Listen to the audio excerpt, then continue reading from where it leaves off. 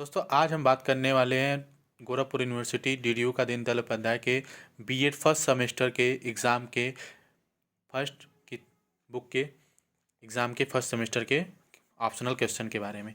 ये बुक है शिक्षा के मूल तत्व फंडामेंटल ऑफ एजुकेशन, और इसके जो क्वेश्चंस आज ये एग्ज़ाम हुए हैं और इसके बारे में हम लोग बात करने वाले हैं। क्या ऑप्शन में क्वेश्चन आए थे, कैसे आए थे पेपर, आज हम इस पर बात करने वाले हैं। चलिए देखते हैं क्या क्वेश्चन आया। दोस्तों पहला क्वेश्चन था कि कौन सा कार्य विद्यालय के कार्य से सीधा संबंधित नहीं है। यहाँ पे देखिए क्वेश्चन है कौन सा, मैं दोनों हिंदी और इंग्लिश दोनों मैं आपको दिखा रहा हूँ बाइलिंगुअल, आप जो से आपको लगे। मैं यहाँ पे मार्क भी किया हूँ कि पहला क्वेश्चन है कौन सा कार्य विद्यालय के कार्य से सीधा संबंधित नहीं है, तो इसका सी नंबर सही है, बालक के लिए निःशुल्क और अनिवार्य शिक्षा व्यवस्था करना। 4 ऑप्शन दिए हैं, कौन सा कार्य विद्यालय के कार्य से सीधे संबंधित नहीं है। न सिर्फ दूसरा का यहाँ पे पूछा है कि माध्यमिक शिक्षा के निम्न, मैं यहाँ पे एक बार मैं दिखा दे रहा हूँ, फिर आप यहाँ पे देखिए। पहला क्वेश्चन है कौन सा कार्य विद्यालय के कार्य से सीधा संबंधित है, तो यहाँ पे 4 ऑप्शन है, सी जो है वो नहीं है। बालक के लिए निःशुल्क और अनिवार्य शिक्षा की व्यवस्था करना, तो विद्यालय का कार्य नहीं होता है कि वह बालक को निःशुल्क शिक्षा उपलब्ध कराए। ये सरकार गवर्नमेंट की नीति निर्देशक तत्व के अंतर्गत में आते हैं कि उनकी ये इच्छा है कि उन्हें जो भी है आर्टिकल 21A के अंतर्गत निःशुल्क शिक्षा सरकारी समझ ये काम है। फिर दूसरा क्वेश्चन है माध्यमिक शिक्षा की निम्न में से कौन समस्या है।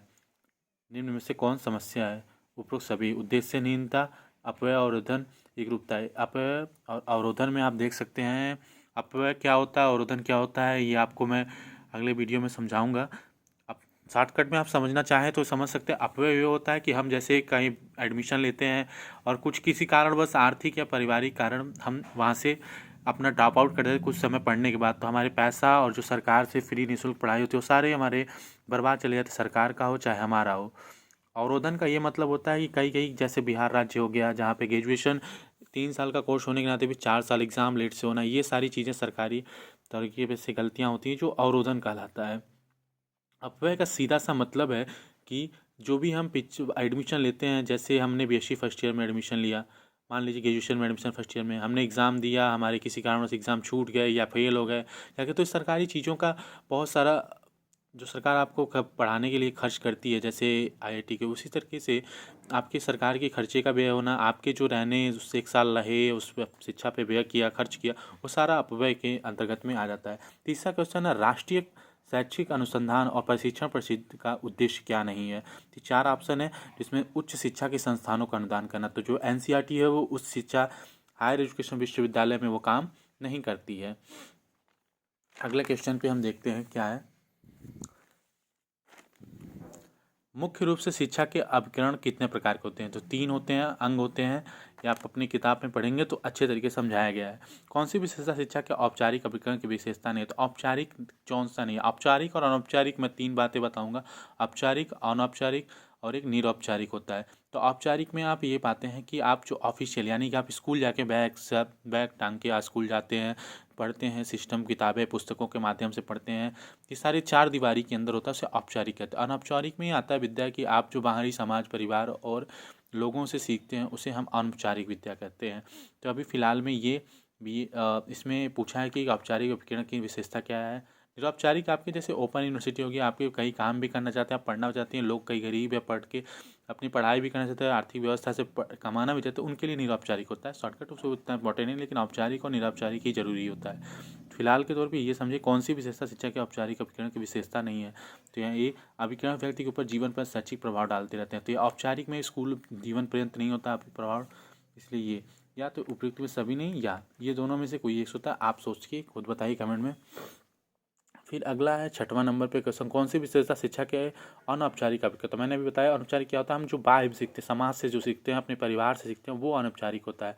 यहाँ कह रहा नहीं है, इन अभिकरणों से प्राप्त शिक्षा पुस्तकीय और व्यावहारिक होती है। पुस्तकीय जो शिक्षा होती है वो हम नहीं, वो हमारी अनौपचारिक नहीं होती है, वो हम स्कूल के माध्यम से पाठ्यक्रम अनुसार, वो तो औपचारिक होती है। तो ये हमारी औपचारिक शिक्षा, अनौपचारिक शिक्षा नहीं है। पत्राचार और दूरस्थ शिक्षा के केंद्र और संस्थाएं किस प्रकार शिक्षा के अभिकरण के उदाहरण है। तो इसमें आपका नॉन फॉर्मल निरौपचारिक, इसमें भी एक दूर दूर से पढ़ाया जाता है किस तरीके से पत्राचार दूरस्थ।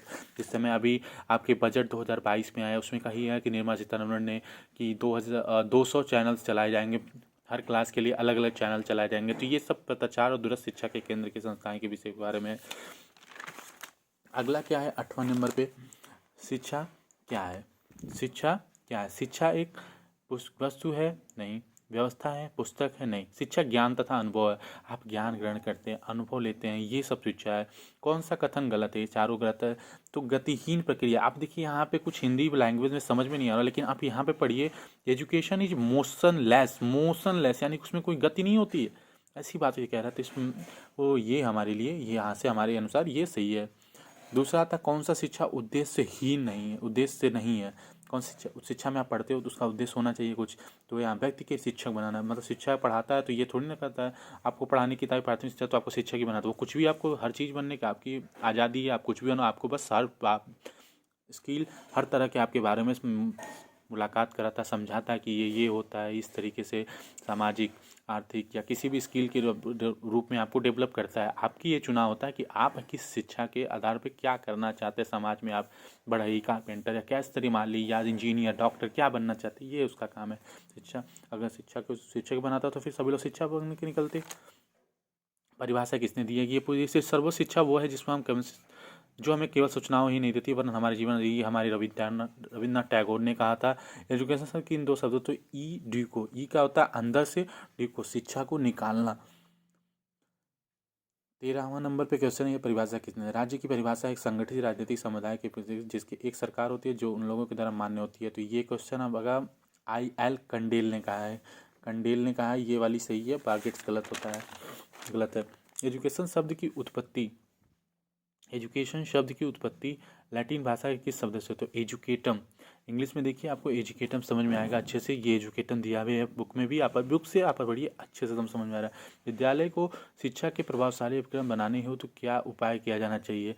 तो ये समाज और समुदाय का सहयोग होना चाहिए, लोकतांत्रिक वातावरण होना चाहिए, सब लोग उसके साथ वादा करें। ये नहीं कि बच्चा स्कूल से पढ़ के आया और बस हो गया ख़त्म, और लोग की मदद न करो, घर पे पढ़ाया ना जाए उनको, ये सारी चीज़, ये सारी समाज भी होना चाहिए, समुदाय का भी होना, लोकतांत्रिक वातावरण होना चाहिए, जो जन लोग हैं उनका भी वातावरण अच्छा होना चाहिए। शिक्षा का संकुचित अर्थ क्या है? तो देखिए दो प्रकार की शिक्षा होती है, एक संकुचित, एक व्यापक। तो संकुचित जो शिक्षा होती है वो हम जो विद्यालय में ग्रहण करते हैं उसे हम संकुचित करते हैं। व्यापक का मतलब है हम कहीं भी किसी प्रकार से सीख सकते हैं। तो समझ लीजिए औपचारिक और अनौपचारिक है, औपचारिक जो हो गया वो व्यापक हो गया, अनौपचारिक जो हो गया संकुचित हो गया। तो संकुचित अर्थ क्या है? शिक्षा को स्कूली या विद्यालय शिक्षा से है। संकुचित क्या होता है? औपचारिक होता है, विद्यालय में रह के हम लोग सीखते हैं। दूसरा था शिक्षा शास्त्र की प्रकृति क्या है? शिक्षा शास्त्र की प्रकृति पूछ रहा है यहाँ पे। तो शिक्षा शास्त्र कला और विज्ञान दोनों होता है, इसलिए हमारा सी पे ऑप्शन से। औपचारिक शिक्षा में शिक्षा के किस अर्थ को लिया गया है? तो यहाँ पे दे रहा है संकुचित अर्थ को। तो औपचारिक है, तो हमने अभी बताया औपचारिक और अनौपचारिक है। तो औपचारिक होते हैं कि जो हम अपने स्कूल और विद्यालय में जो ग्रहण करते हैं, चार दीवारी के अंतर्गत में जो हमें नियम अनुसार सब तरीके पुस्तकों उस पुस्तकीय ज्ञान होता है। और व्यवहारिक रूप से जो हम सीखते हैं, परिवार में हम जो सीखते हैं, वो हमारा अनौपचारिक होता है। इसका अर्थ संकुचित है, संकुचित होता है औपचारिक, और जो व्यापक होता है वो अनौपचारिक है। औपचारिक और अनौपचारिक शिक्षा भिन्न है विधियों से, जो इसके मेथड्स हैं। कुछ कुछ ऐसे क्वेश्चंस आए हुए हैं जो हिंदी में नहीं समझ में आते हैं, तो इंग्लिश में उसे पढ़िए। अगला क्वेश्चन देखते हैं हमारा क्या है। निरौपचारिक शिक्षा का उद्देश्य क्या है? उपरोक्त दोनों। शिक्षा का निरौपचारिक मैंने भी बताया था, शिक्षा की सर्वसुलभता दूर की, जैसे ओपन यूनिवर्सिटियाँ हो गई, ओपन कॉलेज हो गए, ये सब सारी चीज़ें हो गई लोगों को पढ़ने के लिए। शिक्षा की सर्वसुलभता को बढ़ाना, कमजोर वर्ग के जीवन स्तर को बढ़ाना, उपरोक्त दोनों। मुक्त विश्वविद्यालय, ओपन यूनिवर्सिटी, निरौपचारिक शिक्षा के अंतर्गत। किसने कहा शिक्षा पूर्ण जीवन है? हर्बर्ट स्पेंसर ने। स्पेंसर। शिक्षा का समाज के प्रति कार्य क्या है? तो उपयुक्त सभी। सांस्कृतिक विशारद, सामाजिक सुधार, बालक का समाज का, तीनों कार्य करना। संस्कृति की अपनी विरासत को भी लेके चलना है, सामाजिक सुधार भी करना है, बालक का समाजीकरण भी करना है। ठीक है। शिक्षा का व्यक्ति के प्रति कार्य क्या है? वर्क पूछा, फंक्शन, फंक्शन क्या है उनके? तो फंक्शन यहाँ पे दिया है फुलफिल, आवश्यकता, जो भी आवश्यकताएं लोगों की पूरी हो, शिक्षा के अनुसार आवश्यकताएं पूरी हो उनकी। चारित्रिक विकास हो, अनुभवों का पुनर्गठन हो, जो उनके अनुभव हैं वो भी चारित्रिक विकास हो। ये देखिए ये क्वेश्चन एकदम ऐसे ही आया था राष्ट्रीय जीवन की शिक्षा के, आप पूछे लिखित में आया हुआ था क्वेश्चन। लिखने के लिए भी इसी टाइप से क्वेश्चन आता है। तो आप दोनों की मदद से लिख भी सकते हैं, ऑप्शन की मदद से आप हेडिंग भी डाल सकते हैं और लिख भी सकते हैं। ठीक है। किसने कहा विद्यालय माँ के घुटनों में होता है? तो फ्रोबेल ने कहा था। बहुत ही अच्छा विद्यालय वाले लिस्ट में, क्योंकि इन्होंने ऐसा क्यों कहा था? क्योंकि जो देखिए, जो किंडर गार्डन में जो बच्चे पढ़ते हैं, प्लेवे में, वो एकदम बच्चों की तरह सीखते हैं, माँ के बच्चों की तरह। टीचर जो होती है बहुत अच्छी से प्यार से उन्हें खेल खेल में सिखाती हैं, तो इसीलिए इसको फ्रोबेल ने इनको विद्यालय माँ के घुटनों में होता है। जो किंडरगार्टन, उसे फ्रोबेल प्लान भी कहा जाता है। कौन सा कार्य राज्य की शिक्षा संबंधी कार्य से अलग है? तो उस विद्यालय के लिए बालक को तैयार करना। ये राज्य का काम थोड़ी ना कि वो विद्यालय को तैयार करेगा, आओ बच्चा तुमको हम ड्रेस उस पहना के तैयार कर दें आए।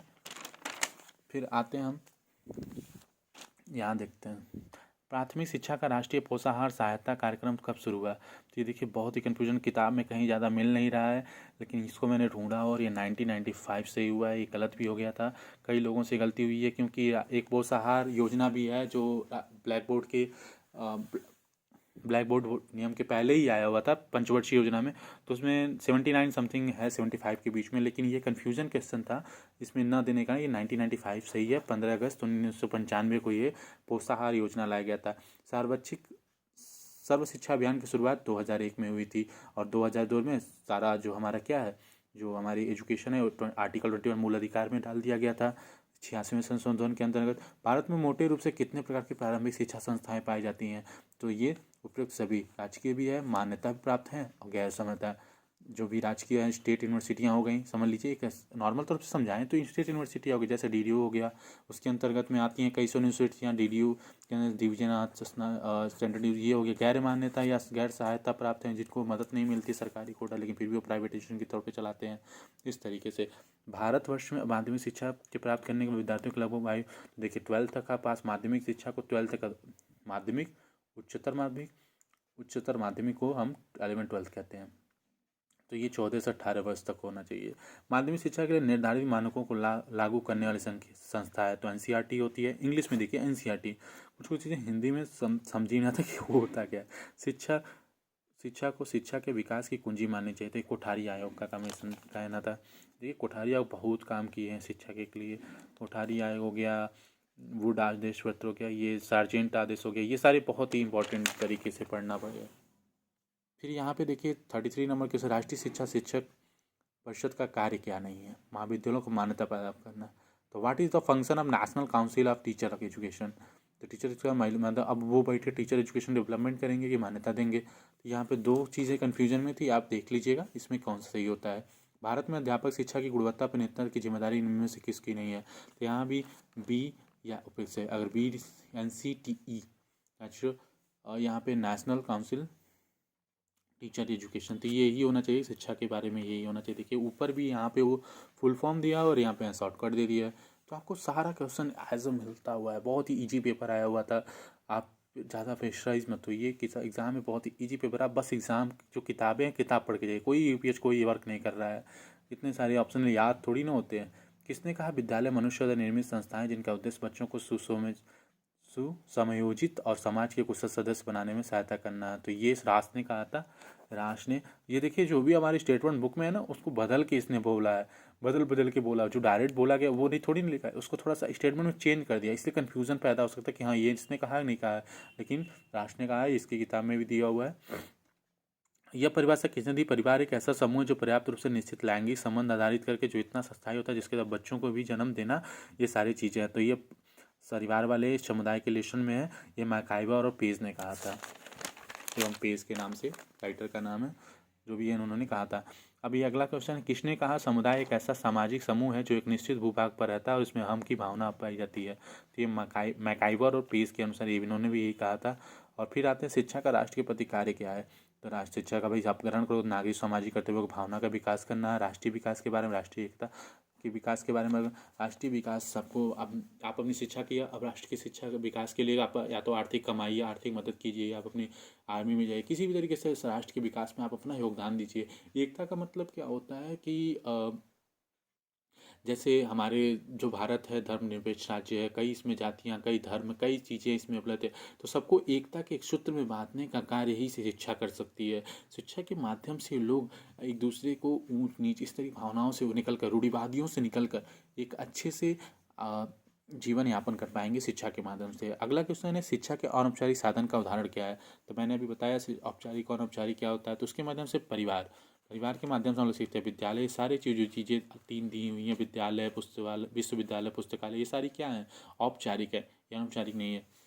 किसने कहा शिक्षा का कार्य पूरा करने के लिए समाज में कुछ विशिष्ट संस्थाओं का जन्म दिया है? इन्हीं संस्थाओं को शिक्षा का विज्ञान कहता है। तो ये देखिए BD भाटिया ने बात कही थी और नन ने नहीं। ठीक है, तो ये है हमारा BEd फर्स्ट सेमेस्टर के फंडामेंटल ऑफ एजुकेशन बुक की, जो फर्स्ट सेमेस्टर 2022 में एक एग्ज़ाम हुआ है DDU के द्वारा। आप जिसमें 6 क्वेश्चन थे, जिसमें से 3 ऑप्शनल करना था, 3 करना था और 40 MCQ आए हुए थे। तो ये टोटल हमारा, आपको मैंने बता दिया क्वेश्चन ये जो आया हुआ था। और अब आप डिपेंड करता है, आप पढ़ें। Thank you. चैनल पसंद आए तो लाइक और सब्सक्राइब करें।